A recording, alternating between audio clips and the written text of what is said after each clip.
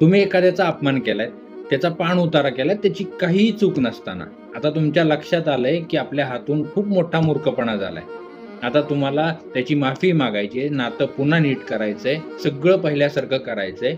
पण तुम्हाला आता इगोमध्ये येतोय किंवा लाज वाटते, की "अरे, मी कशी माफी मागू?"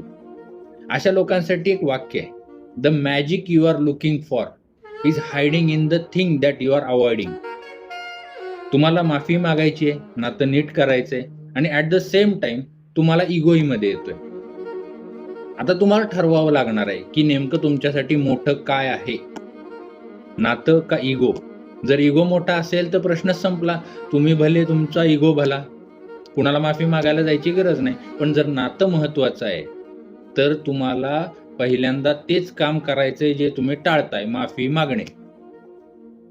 जितका वेळ जास्त लावाल प्रश्न तितके चिघळतील.